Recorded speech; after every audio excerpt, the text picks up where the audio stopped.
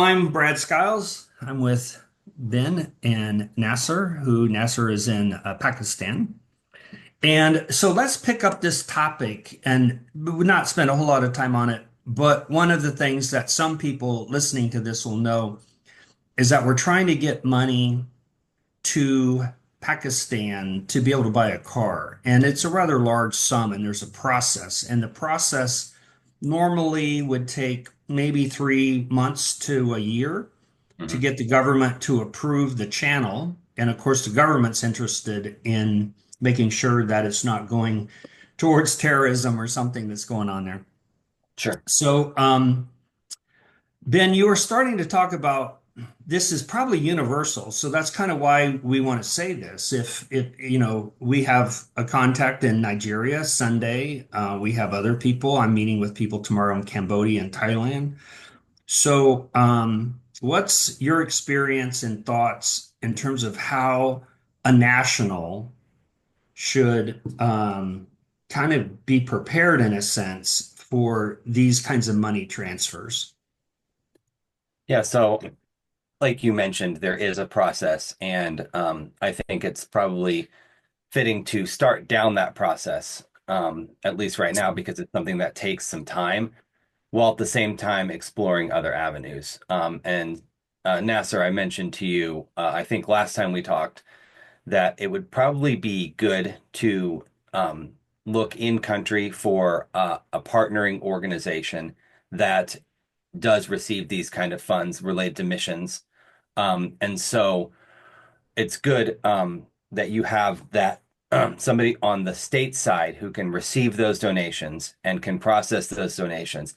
But to get them to you on your side in your country, it would be great if you could find an organization to partner with that already does that.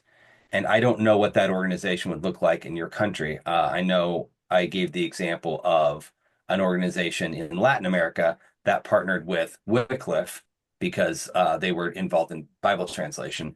So there has to be some form of organization in your country, and anyone who's watching in the country that is that somebody's serving in, where there already is that pipeline. And to get into that pipeline would save us a lot of time and it would save us probably a lot of grief. So that's, I guess, my advice to you in that is this week, this month, until we meet again, to at least find three potential organizations to look at, to be praying at, to think, is this a match? Has God brought us a match to solve this problem that we're having? So, Nasser, one thing I'm thinking about, have you ever heard of the organization Wycliffe? No, I didn't. Yeah. Do you know, like, obviously, in the past, you used Missio. In the past, the Catholic diocese was a channel. Um, do you know any American or Western type ministries that would be evangelical? Uh, I have no idea. I know lots of our ministries, but I have no idea that if someone have the EAD approval uh, from the government to Yeah. receive the funds. Yeah. Okay. So I'm on the website for Wycliffe. I don't see anything kind of coming up in terms of Pakistan, but okay, they'll just have to be, I guess kind of search. So what we're looking for would be something that would be kind of a general, maybe what we might call non-denominational hmm evangelical ministry that has a presence in Pakistan. Okay, now it's possible that they're in another city. It's possible nobody's like that. Like in India, I don't know that there's those kinds of organizations anymore. So anyway, but the point is, I guess this would be the lesson that we were going to pursue the channel that we know about, but then we're also going to kind of not be satisfied with that. We'll keep working and see if there's any other way in which we can make it happen, and maybe God will open a door in a way that moves faster.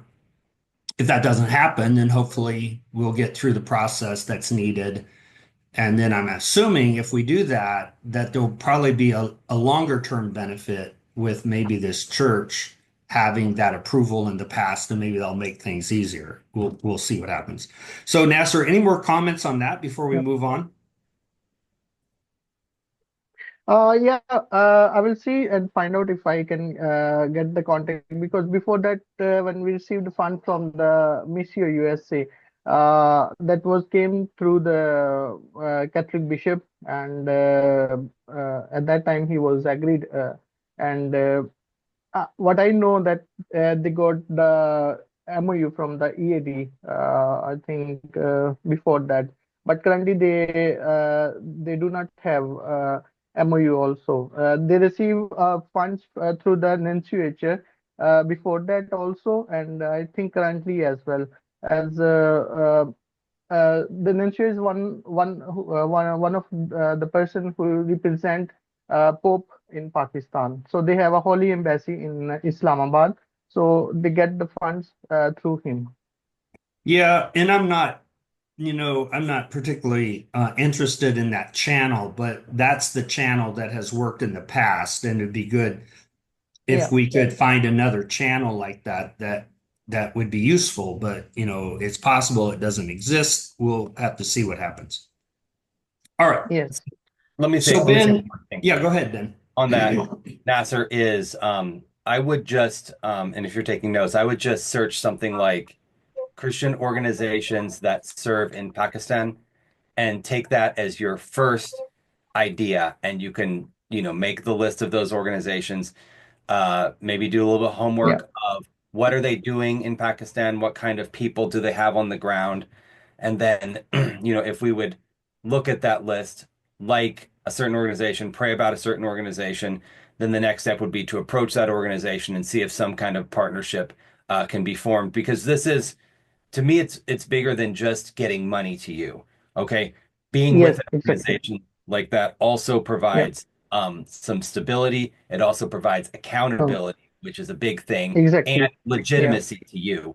And so that would be I guess, my takeaway from this part of our conversation for you is, go online, do that research, find out some organizations that are already there and serving there, and then in our next meeting, we can look at those, pray about those, and see if one would be where God is directing us. Yeah. Thank you so much. I will add a few things.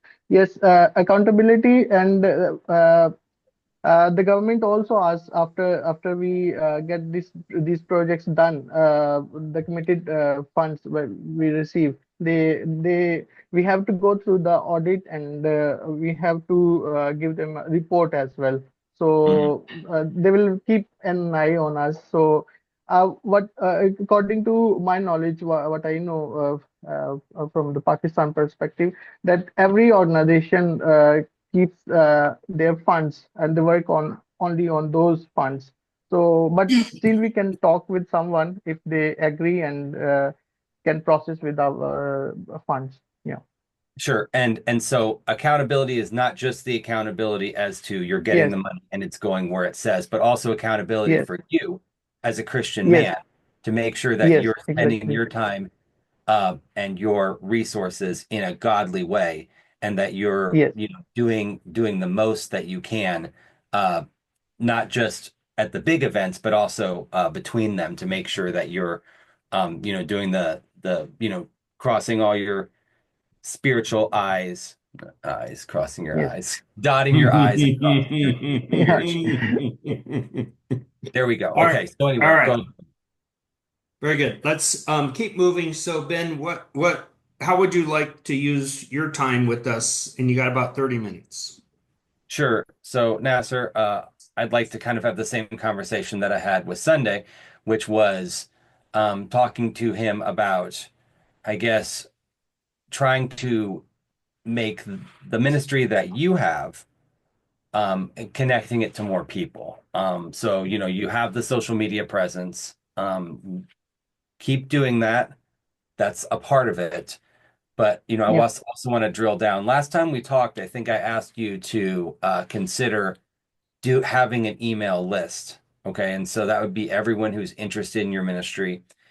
and send out regular emails that talk about what you're doing. So this isn't asking Yeah. for money. This has nothing to do with money. This is you getting people to see what your ministry looks like on the ground, how they can be involved in praying for your family, your ministry, and things like that. Is that anything that you've done any work on since we last talked? Uh, well, yes, I downloaded some of the data from one of the websites, and currently I haven't done any sending regular emails to Mhm. donors. Yeah. Okay. Yeah. So it's not just going to be donors, Nasser. It's going to be anyone who's interested in your ministry. And So yes, I think in that group that we were in, I put a link to that website called MailChimp. Did you see that link that I sent? yes, I did. Yeah. Okay. Have you had the opportunity to go on MailChimp's website? No, last few days we were busy, Sure. so Okay. I'll go through this week. Yeah. Okay. Can you commit to doing that this month? Yes, I do. Yeah.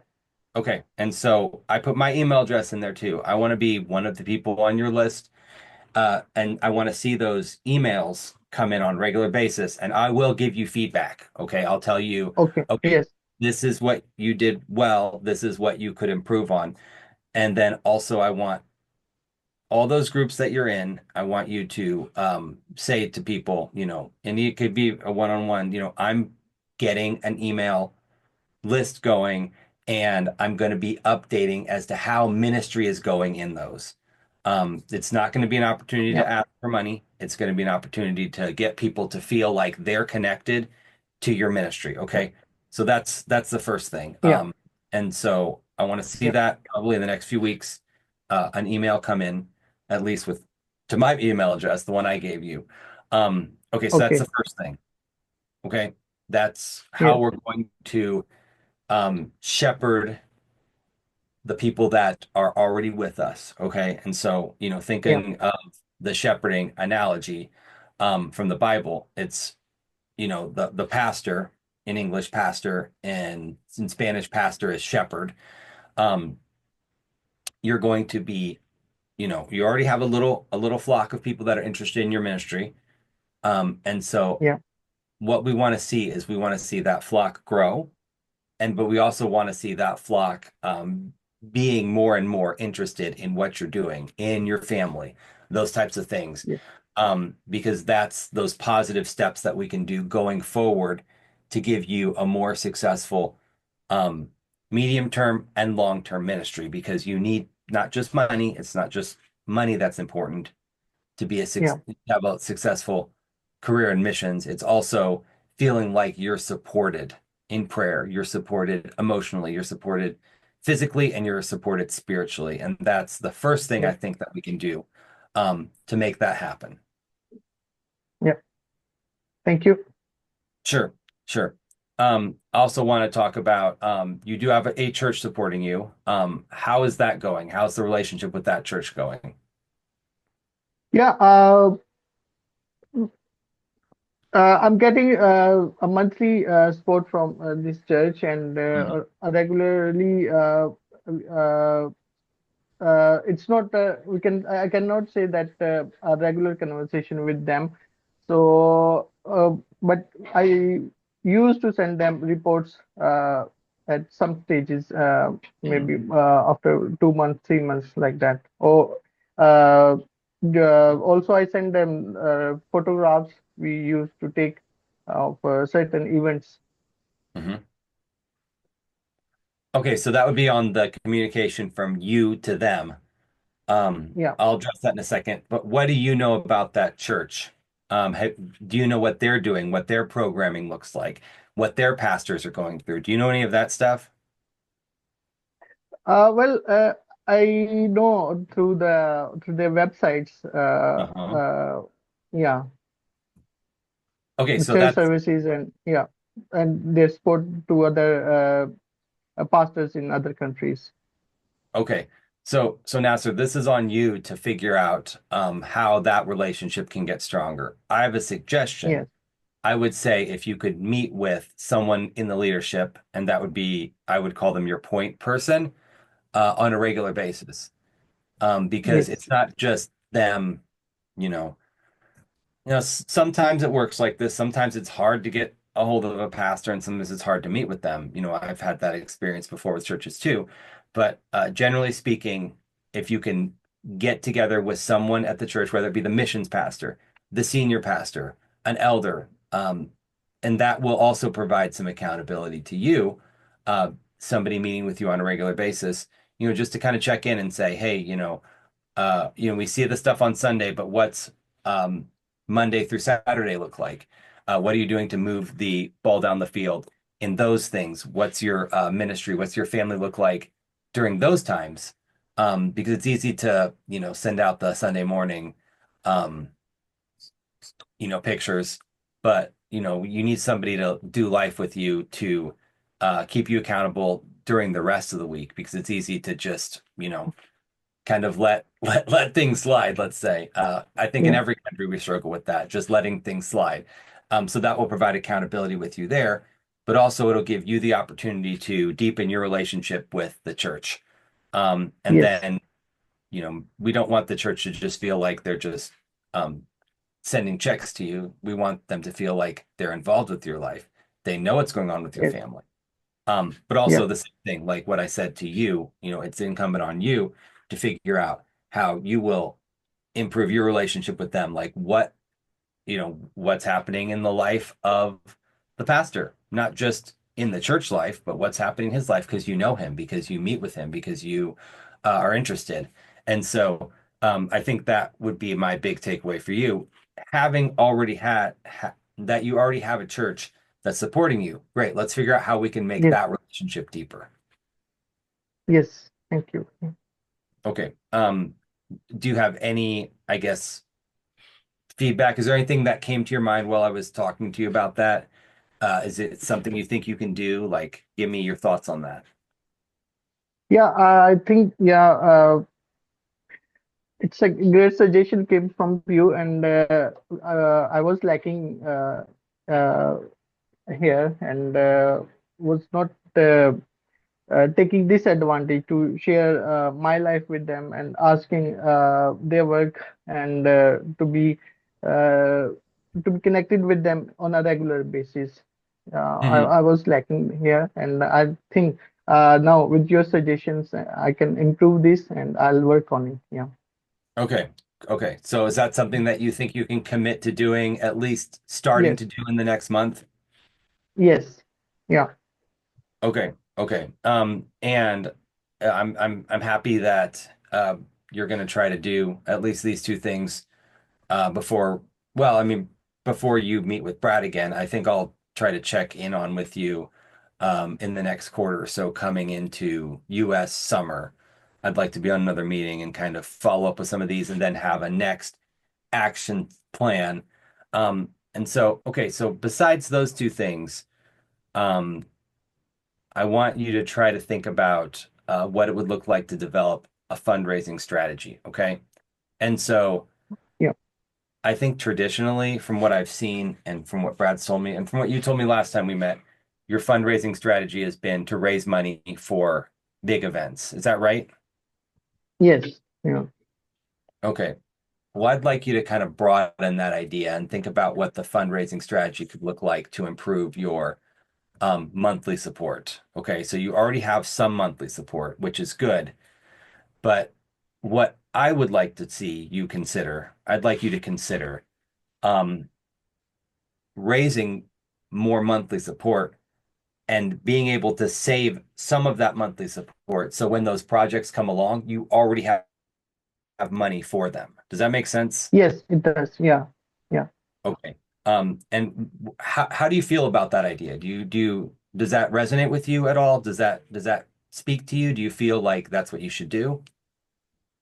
Yeah, I think Yeah, sometime in past, I can take an example of in past we had some problems of getting funds on a regular basis, monthly. So at that time, we had to go with the we didn't have funds to give salaries to our teachers, and we Mhm. sometime we didn't have money to travel. So I think this suggestion is also so much helpful for me, and to think that yeah, this is very necessary to have some emergency funds in our account, so that when there is a need, so we can utilize those funds. Yeah, Yeah, so maybe I wouldn't call them emergency funds if I were you, Nasser. Maybe I would just call that like a budget for yeah, projects. Um, yes, yeah, I think you should. Now I think you should have emergency funds too. Don't get me wrong here, but I think that you know what I'd like to see happen in the next month as well. Okay, so this would be your third action step, is for you to figure out what a healthy monthly budget would look like to you. Okay, so right now you're yeah, receiving X amount of dollars. You'd like to build that to X plus whatever. Okay. And yeah, so maybe if you could do that within this coming month, is to think, how much would I like to consider raising? Okay. And then yeah, this is probably the easiest thing, because you could just pick a number. You can just say, okay, here's what I get. Here's all my expenses for the year. Here's all you know, the different things I'd like to raise funds for throughout the year. Add them all up, divide it by 12. And that's what number you should shoot for. Okay. yeah, It's okay um to raise money for special projects. Okay, yeah. But for you, I think the most that you can consider raising per month, the more the better, because yeah, then we're putting you and your family in a healthy spot, not stressing about money, because you're supposed to be doing God's work, and not stressing about money. So that's yeah. my third action step for you, is to figure out what you'd want that monthly budget plan to be. Um, I'll hear your thoughts. There's one more thing I'd like to suggest after, but let me hear your thoughts on that. Yeah, thank you so much for this all suggestion also, and yeah, I think I was lacking here also, so there's a lot learning from you. So I'll consider this point as well. Yeah, Okay. Now, the final thing I'd like to suggest is for you to kind of develop your story of how of your ministry. Okay. And so it's going to contain three things. One, it's going to contain what your calling is. Okay. How you felt a calling to do what you're doing. Okay. yeah, And like, it's the process of you getting the calling to getting to where you are. Like, you saw a specific need, and then God called you to that need, and how you're fulfilling it. So those would be the three things. Okay. And the fourth thing would yeah, be, oh, go ahead, go ahead. yeah. Sorry, could you please repeat the third point, second and third point, so I Okay. can make a So, note. Yeah, like, it could be what you saw as the need, what you yeah, saw as your calling, and how your calling is meeting that need. Okay. yeah, Okay. And then finally, the last part of it is how you're going to ask somebody to support you. So, it could be like, this, I'm just going off the cuff here. Okay. So it'd be like, yeah, in this country, there's not a lot of Christians that teach English, and there's a big need for um, people to learn English. And with yeah, that need is the opportunity to share the gospel. And then God gave me this English, but He also gave me the passion to teach and share the gospel. And so yeah, in what I'm doing, it's fulfilling all those things. I'm just making this up, Nasser. Yours is going to look a lot different. yeah, And then you would end that conversation with somebody by saying, hey, would you consider supporting me in this financially on a monthly basis? Pray about it and I'll get back to you. That would be your most Yes. basic story with an ask. And so I'd like to see you um, come up with that so that Yes. when down the road, when you do have a email list, you're meeting with the point person at your church on a regular basis, and you have opportunities to share your ministry with people, then you already have that story ready with how God moved, what's happening with you, and the ask. And so, it says in the Bible to know well the position of your flocks and herds, and that's a Uh, agrarian uh, principle. there's a voice problem. I was not able to hear. What did you last hear?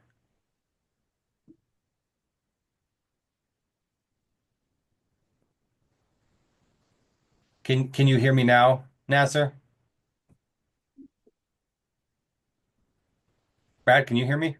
I can hear you, and it is all being recorded. So you're going to be Yeah, able to listen again, Nasser. If you're having yeah, internet problems, it's all coming yeah. through. It was my headphone problem, so I just put it now on speaker. Okay, what did Okay. you last hear me say? Uh, uh, Email the list to share with my you were talking about the sharing the email list. Yeah, and so okay, so the reason it's important to have a story is because after you have your strong email list, after you've improved your relationship with your supporting church, deepened that, God willing, there will be opportunities to share your ministry with people that would be interested to support you. And so to have that story ready for people when those opportunities come is key, like it says in the Bible, knowing well the position of your flocks and your herds. It's, of course, an agrarian principle, a principle of the past, but the idea is that you need to know what's under your control so that when you Yes. have those opportunities, you can say, okay, here's my story, and then would you consider supporting me? And so I guess that's your fourth action point, your fourth takeaway from this conversation is to spend some time this week figuring out what your story is and what your ask is going to look like. So does that make sense, Nasser? It- Yes, it does. It does. Thank you. Thank you so much. And sorry for the disturbance. No, don't worry, don't worry. We love technology, but sometimes it disappoints. So, Yeah. okay. So that's, I guess, four points. Do you want to say anything about any of those things, Brad, that you thought of or came to mind, knowing that you have a longer standing relationship with Nasser than I do? Yeah, Ben, speak to this because I would assume it's somewhat common. Um, when he gets money from Missio, which no longer exists, it was a crowdfunding thing, Okay. and now money from Global Giving, he doesn't know who those people are. Okay, which makes sense. They protect the identity. So he hasn't been successful, and we tried with Missio to try to Hmm. get people to come to his Facebook page. Hmm. And we had the understanding that we needed to really try to develop some kind of relationship. But the fact is, the only people I think, unless Nasser knows something I don't know, the only people he really has a contact with outside of Pakistan are people who are on the Facebook page. And so let's Hmm. say we have, I think it now shows maybe 77. Okay. And we used to be able to know how many people would read something or who it was. I don't Sure. know what changed, but we don't have that anymore. So Hmm. we're seeing posts where we have no knowledge of how many people are actually seeing it or who they are. Okay, so let's just say we have 77 people. Let's say there's 40 people who are active. Okay. Out of those 40 people, there's less than 10 who have given money. Okay. And most all of those 10 would be, in a sense, more significant givers. In other words, there was one person who was faithfully giving every month a little bit of money, and that added up, and that was super, super helpful. Hmm. But what I kind of want you to speak to is we have a group of people that we reach on Facebook, and I really don't think what I would say would be high probability givers. Okay. Okay, so in my business, I think of, high probability sales. I want to Hmm. try to find people that actually want what I have to offer. And it could be that with Facebook, we get a lot of people who are really more casually involved and don't want to be involved, but they still are there. And some of those people pray, which is very, very helpful. Hmm. But what we're dealing with is for an international person, someone totally different than coming from the US, where they might have relationships and a church supporting them, and you're building off of that. His only base of building relationships is from Facebook. Hmm. And we've dealt with this before. If I'm in Nigeria or Pakistan, I'd be super excited that I had people in Nasser's case, 11 different countries that represent the people on his Facebook page. Sure. But this is a long process, I think, to try to get people from there Hmm. into your email list. And if people are watching it on Facebook, they might be thinking, well, why do I want to get an email? So there it seems like there's obstacles. Hmm. But I want to also say nobody in their right mind would have thought that he could have gotten as far as he has Sure. with this ministry. So this is just simply one more miracle that's needed, one more God thing. But maybe you could speak to the fact that most nationals are in this situation where they're using social media as their primary marketing target. And then they might even, as a national, have a higher view of, hey, this is wonderful, not realizing that these are not high probability, givers or even Hmm. Hmm. prayers. Now, Sure. I think we got some great people on Facebook who are praying. Hmm. So, and then some of them give, but anyway, that's the market. And that's seems to be more difficult than if we were reversing it and having someone from America go to Pakistan. Yeah, no, I definitely agree with you on that, Brad. And so I guess to address that issue, okay, so you got 70 people, say 10% of those would sign up for an email, if you put out the blast, okay, now if you specifically say, a message to each one of those that you're friends with on Facebook, Nasser, like, hey, I'm starting an email and here's what I'm going to be doing in the email. Just keeping you updated on what's going on in my ministry. Um, Maybe you get 20%, which would be 14 people. Okay, maybe 10% if you just send out a blast every once in a while. Hey, sign up for this email or you know, DM me with your email address. I'd really like to get this email thing going. So say it's 14 people. Um, and then, say maybe a few of your friends from Facebook or any social media site would sign up. Maybe we can get to 20 with that. And then you have the church, that's 21. And then at the church, as you improve the relationship and you're sending out that, and you say to the pastor, hey, I'd like to grow this email list. I want people, in your church. I want to Yes. give people in your church the opportunity to be involved with what we're doing. Okay. And so you build it that way. Excuse me, I'm sorry. Um, and so you just build it. If you can start with 20 people, well, 23 because you've got my name, um, Yes. that's a start. I think with our first email list, we had 50. Okay. And but 23 is almost 25, and that's half of 50. And so it's something, we've got several hundred now. It's something that you will be growing as, as your ministry gets more exposure and as you get closer to the people that are already interested in what you're doing.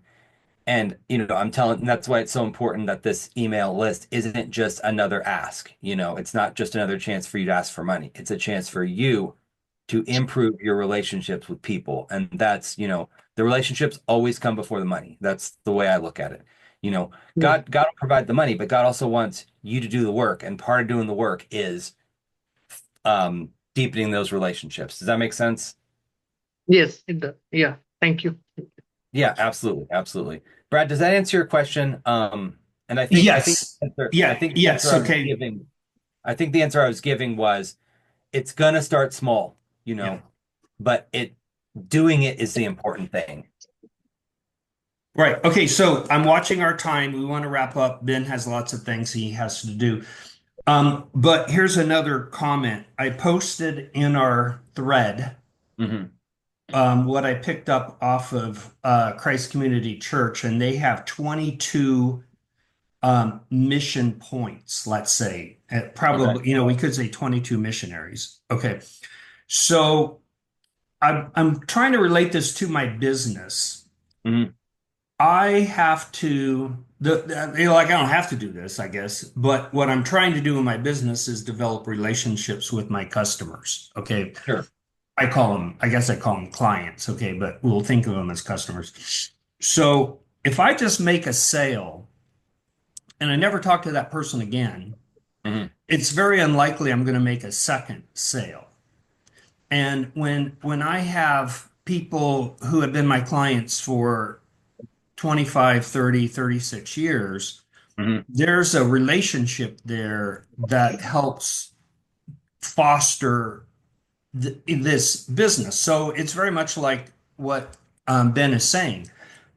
If I only talk to people about money and we don't talk about other things, and Hmm. then if I only make a sale and I never see him again, I'm not really having any depth of a business that is ongoing. So this is not a competitive thing. Nobody would want to say, how can I compete with 21 other missionaries? But Sure. the point is, some of those missionaries came out of America, and some of them probably have relationships that are much deeper than what's happening with Sunday and Nasser. And Hmm. their point of contact is the pastor's wife, and you cannot keep, in a sense, trying to drill down on that when she has many other relationships and stretched really thin. So I think this idea of is there a point person that these guys could connect with? And I've talked about this, but it just hasn't happened. And I think I will be there in 2 weeks. I think that's part of what we need to really figure out is all of my contact has been through the pastor's wife.